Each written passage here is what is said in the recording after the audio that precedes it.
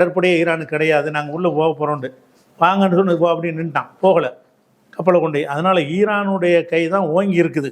அமெரிக்காவில் காசு கிடையாது, இப்போ ஆயுதம் கிடையாது. இருந்த ஆயுதத்தை எல்லாம் உக்ரைனுக்கு கொடுத்து விட்டான், இருந்த ஆயுதத்தை எல்லாம் வந்து தென்கொரியாவுக்கு கொடுத்து விட்டான். அவங்கள்ட்ட கெஞ்சிறான், ஆயுதத்தை கொடுப்பான்னு கேட்குற அளவுக்கு இப்போ அமெரிக்காவுடைய நிலைமை ஆகிப்போச்சு. ஆனால் இவங்கள்ட்ட என்னென்னு கேட்டால், இன்னும் 6 மாதத்துக்கு நாங்கள் போர் செய்யறதுக்கு ஆயுதம் இருக்குங்கிறாங்க. ஆனால் எங்கே இருக்குன்னு அவங்க தெரியவே இல்லை அமெரிக்காவுக்கு. ஏன்னு கேட்டால், மலை இருக்குன்னு, பெரிய மலை, அந்த மலையை கீழே குடைஞ்சி உள்ள நகரத்தை உண்டாக்கி இருக்கிறாங்க. மலைக்கு மேலே எண்ணத்தை கொண்டு போட்டாலும் அவ்வளோக்கு 2000 மீட்டருக்குலாம் போகாது. 2 கிலோமீட்டர் உயரமான மலை இருக்குல்லங்க, அந்த மலையோட அடியிலையாக இவங்க ஏவுகணை நகரத்தை வச்சிருக்கிறாங்க. மிசைல் அப்படி வெளியே வந்து ட்ரக் மாதிரி வச்சுருக்காங்க. ஏவுகணை ஏற்றிட்டு வெளியே வந்து அடிச்சுட்டு உள்ள ஓடி போயிடும். இவன் குண்டு போட்டால் கூட அந்த மலை மேலே போடுவானே தவிர அதனுடைய சின்ன ஒரு அதிர்வு கூட அந்த ஏவுகணைக்குள்ளே போகாது. அவங்க இதை ஒத்துக்கிட்டாங்க அமெரிக்காவும். அவங்க வந்து சாதாரணமாக நினச்சோம், ரொம்ப ஐக்கியூ ஆளாக இருக்கிறாங்க, நம்ம சரியான எதிரியாக இருக்கிறாங்கன்னு சொல்லி ட்ரம்ப் சொல்கிற அளவுக்கு அவங்களுடைய நிலைமை இருக்குது. அதனால இந்த 5 நாளில் அது பின்வாங்கிறதுக்கு சொன்ன ஒரு விஷயம்தான்.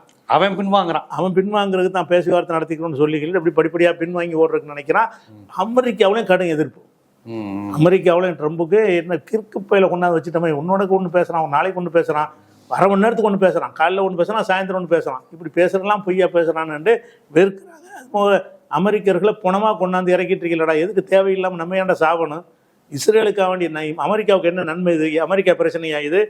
இஸ்ரேலுக்காக வேண்டி ஏன்டா அமெரிக்கா பழி கொடுத்தியன்னு சொல்லிட்டு செனட்டில் கேட்குறாங்க, அவர் கட்சியில் உள்ளவங்கள கேட்குறாங்க, பார்லிமெண்ட்டில் கேட்குறாங்க. பத்திரிகைகள் ஆதரவாக இருந்த பத்திரிகைலாம் கீழ்கிழ்ந்து கிழிக்கிறான் அமெரிக்காவில். அமெரிக்காவுடைய ஊடகங்கள்லாம் என்ன செய்கிறான்னு கேட்டால், இந்த ட்ரம்புடைய செயல் சரியில்லை, பேசுகிறலாம் பொய்யா இருக்குது, நாட்டுக்கு பெரிய இழப்பாக இருக்குதுன்னு சொல்கிறாங்க. அதனால் அவங்களுடைய அடி வந்து பலமாக இருந்துக்கிட்டு தான் இருக்குது. அதே நேரத்தில் வந்து இந்த பெட்ரோல் தட்டுப்பாடு இருக்குல்ல, அது வந்து இந்தியாவில் பிரச்சனை காரணம் நிர்வாகம் சரியில்லைங்கிறது தான்.